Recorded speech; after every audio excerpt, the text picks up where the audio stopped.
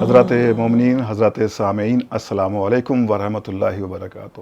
اس وقت میں حاضر ہوا ہوں آپ کے ہمراہ ایک بہترین ٹاپک، ایک بہترین سبجیکٹ کے ساتھ، جس میں ہمارے ساتھ ہمارے مہمان رہیں گے، ہمارے گیسٹ ہیں ڈاکٹر عباس ازانی جلال پوری صاحب، اور ہم گفتگو کریں گے آج خدائے سخن میر انیس علیہ الرحمہ پر، خدائے سخن مرزا سلامت علی دبیر علی اللہ مقامہ پر۔ اور یہ کیونکہ ایک ایسا سبجیکٹ ہے جو ابھی تک تشنا ہے، اتنی گفتگو ہو جانے کے بعد بھی نہیں ہو پائی، اور اس پہ سب سے پہلے جو ہم گفتگو کرتے ہیں جو کہ بیسک چیزیں ہوتی ہیں کہ آپ کی ولادت کب ہوئی، اور کس سن میں ہوئی، اور پھر آپ کی جو زندگی گزری، پھر آپ کی وفات کی، تو مکمل ہم اس پر گفتگو کریں گے آپ کے ساتھ ڈاکٹر صاحب۔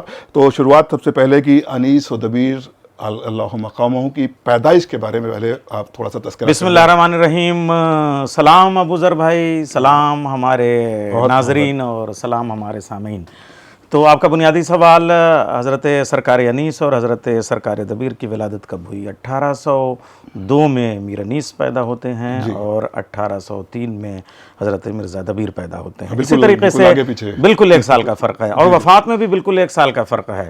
1874 میں خدائے سخن میر انیس کی وفات ہوتی ہے، اور 1875 میں حضرت مرزا دبیر کی، بلکہ کل 3 مہینے کا، دسمبر میں 3 مہینے کا فرق ہے۔ دسمبر میں میر انیس کی وفات ہوتی ہے، اور پھر مارچ میں 2025 میں مرزا دبیر کی۔ اچھا، اب آپ یہ بھی عجیب و غریب دیکھیں کہ دونوں میں کل 1 سال کا فرق ہے۔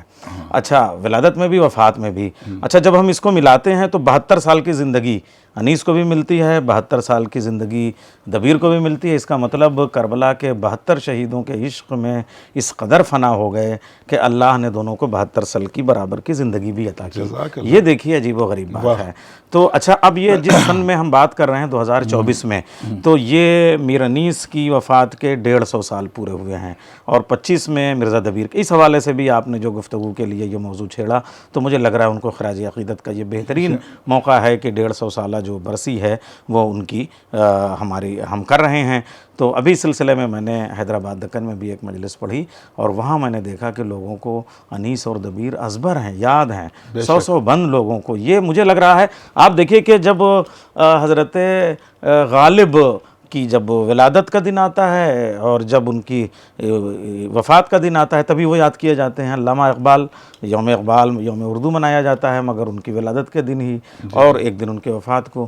لیکن 24 گھنٹے میں کوئی ایسا منٹ مجھے بتا دیجئے جب انیس اور دبیر دنیا کے کسی نہ کسی گوشے میں پڑھے نہ جاتے ہوں۔ تو ایصال ثواب کا جو سلسلہ، اس کے حوالے سے، سلام کے حوالے سے، مرثیے کے حوالے سے۔ اچھا، کبھی آپ یہ بھی تو غور کیجئے کہ ایسا کیوں ہے؟ اصل میں غالب کا جو محبوب تھا وہ مر گیا، تو پھر غالب کی جو شاعری کی زندگی ہے وہ بھی گویا کم ہو گئی، محبوب کے ساتھ رخصت ہو گئی۔ لیکن جو ان کا محبوب ہے، یعنی وہ جو سبط رسول، فرزند پیغمبر، جان بطول، اور یہ سمجھ سلطان کربلا، وہ تو قیامت تک اس کی زندگی ہے، تو پھر ان کی شاعری بھی تب تک کی زندگی رہے گی۔ اچھا، اب جب آپ نے دوسری بات پوچھی کہ دونوں کی جو ولادتیں ہیں وہ کہاں ہوئیں، تو حضرت میر انیس جو ہیں وہ فیض آباد میں پیدا ہوئے۔ اچھا، وہ فیض آباد جو ہے وہ ہمارے اودھ کا دارالسلطنت رہا ہے، اودھ وہیں سے شروع ہوا ہے۔ تو 1722 میں جو ہے وہ نواب سعادت علی خان جو ہے وہ اودھ کے پہلے بادشاہ ہوتے ہیں، اور وہ فیض آباد میں ہوتے ہیں۔ دوسرے بادشاہ صفدر جنگ جو ہیں وہ 1754 میں ہوتے ہیں، اور تیسری جو ہیں وہ ہماری جو امت الزہرا بیگم، جنہیں ہم بہو بیگم بھی کہتے ہیں، وہ جیسے ہی شجاع الدولہ سے رشتہ ازدواج میں منسلک ہوتی ہیں، وہ وہاں پہ بہو بیگم کی حیثیت سے جو ہے وہ دارالسلطنت ان کے ہاتھ میں آ جاتا ہے، اور پھر ان دونوں کے بیٹے جو ہے وہ نواب آصف الدولہ ہوتے ہیں۔ اچھا، اب ماں وہاں اقتدار کر رہی ہیں، تو بیٹے کو الگ اقتدار دینا تھا، تو پھر دارالحکومت جو ہے وہ تبدیل ہو جاتا ہے، اور ہمارا لکھنؤ جو ہے وہاں سے آباد ہوتا ہے۔ تو اودھ جہاں کوئی ودھ نہ ہو، اور ایودھیا جہاں کوئی یدھ نہ ہو، آپ یہ دیکھیے، تو ایک ایسے امن اور پرسکون کی جگہ پہ یہ ہمارے رضمیے، یہ ہمارے مرثیے، یہ ہمارے شاہکار جو ہیں وہ تخلیق پاتے ہیں، اور وہاں سے फिरदौसी ने भी शाहनामा लिखा, लेकिन उस वक्त ईरान उजड़ रहा था और वो कसीदा लिख रहे थे, लेकिन यहाँ अवध बस रहा था और ये मरसिया लिख रहे थे। यानी खुशी पे गम हुसैन के इनकलाब का इतना बड़ा असर हुआ कि आज जो है वो अनीस और दबीर का जो रज़मिया है या बज़मिया है या मरसिया है या एपिक है या एलिजी है, वो दुनिया के अदब आलिया से आगे नज़र आती है। तो आसफुद्दौला का जो फैज़ाबाद है, वहीं पे जो है वो चकबस भी पैदा होते हैं और वहीं पे जो है वो अनीस भी। और खुदा का शुक्र है अबू ज़र भाई कि ये जो तालिब इल्म आपके सामने बैठा है वो गैर मुनक़सिम फैज़ाबाद के एक कस्बे जलालपुर में पैदा होता हूँ मैं। अच्छा, वो चूँकि मेरे वालिद साहब अज़ादार हुसैन करबलाई के एक मरहूम के एक दोस्त जो आज भी हयात हैं, मास्टर ज़व्वार हुसैन करबलाई, और उनके बेटे आप भी वाकिफ़ होंगे मौलाना मोहम्मद काज़िम साहब, जहाँ तबलीग में वाबस्ता हैं वो, जी जी, जिनका ताल्लुक जौनपुर से, वो जलालपुर से है। तो वो 1975 से लेके 1987 तक फैज़ाबाद में रहे मुलाजिमत में।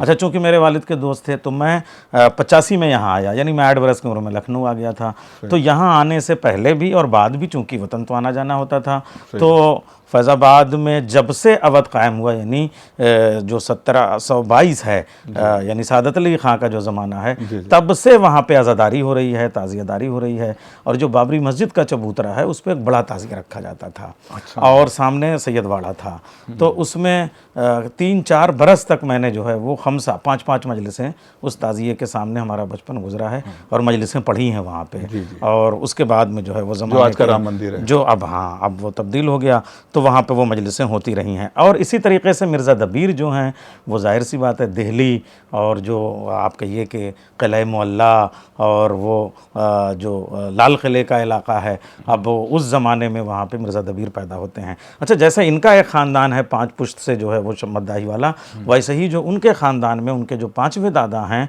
वो उनकी एक ऐसी मसनवी है मिर्ज़ा सलामत अली दबीर की फ़ारसी में, जिसमें हर शेर में 2 काफ़िये हैं और 2 वज़न में उस मसनवी को पढ़ा जा सकता है। तो दोनों के पास एक पूरी जो है वो ख़ानदानी और जबिल्ली और हसब और नसब के एतबार से भी शायराना विरासत जो है वो दोनों को मिलती है। मगर कभी गौर कीजिए कि एक शख्स दिल्ली में पैदा होता है और लखनऊ आता है, एक शख्स फैज़ाबाद में पैदा होता है, वो उस ज़माने का दारुल हुकूमत है, और लखनऊ आता है। तो क्या ये लखनऊ आते हैं? नहीं। मेरा जी चाहता है कि मैं आपसे कहूँ कि ये लखनऊ मौला की तरफ से भेजे जाते हैं कि दोनों जाएं और दोनों जो हैं वो मरसिया निगारी को आसमान पे और मेराज पे पहुंचाएं।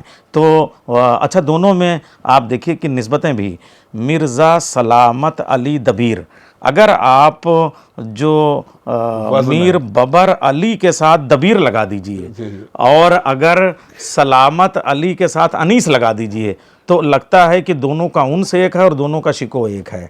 अब एक बात और कि दोनों में ये कामयाबी जो है वो क्यों पैदा होती है और क्यों इस तरीके से तरक्की करते हैं, देखिए ये असल में इंसान के अपने जो कोशिशें होती हैं और इक्तिसाब होता है उससे कुछ नहीं होता, बल्कि इसमें कहीं ना कहीं ताईद मासूमीन भी शामिल होती है। कभी आप गौर कीजिए कि मीर अनीस इतने नरम कलाम, और पूरा लखनऊ में जो गुफ्तगू में लताफत है, जो मलाहत है, जो सलासत है और जो पहले आपकी कैफियत है, उसमें जब ये गुफ्तगू करते थे हज़रत अनीस और हज़रत दबीर तो इतने नरम लहजे में कि सामने बैठे हुए शागिर्द जो हैं वो सुन नहीं पाते थे और ख़ुद अपने आप ना सुन पाए, इतनी नरमी से। ये शाइस्तगी थी, ये शुस्तगी थी, ये जस्तगी थी, ये बरचस्तगी थी, ये खुश सलीक़ी थी उनकी, वो खुश लिबासी उनकी, खुश वज़ा, खुश क़ता, ये हज़रात होते थे। लेकिन कभी गौर कीजिए कि जब ये मिंबर पे बैठते थे और मरसिया पढ़ते थे तो 10-10 हज़ार का मजमा होता था, और वो कोई हाल में है और कोई हाल के बाहर है, कोई अज़ाख़ाने में है, कोई दीवारों के उस पार है, कोई सहन में है, गर्मी की धूप में जो है वो लोग बैठे हुए हैं। और है कोई बंदा जो ये कहे कि मुझे मीर अनीस की या मिर्ज़ा दबीर की आवाज़ न पहुँची हो, तो मुझे बताइए कि आज तो माइक की ईजाद है, तब तो माइक भी नहीं था। तो ये ताईद मासूमीन के अलावा हम इसे और क्या कहेंगे।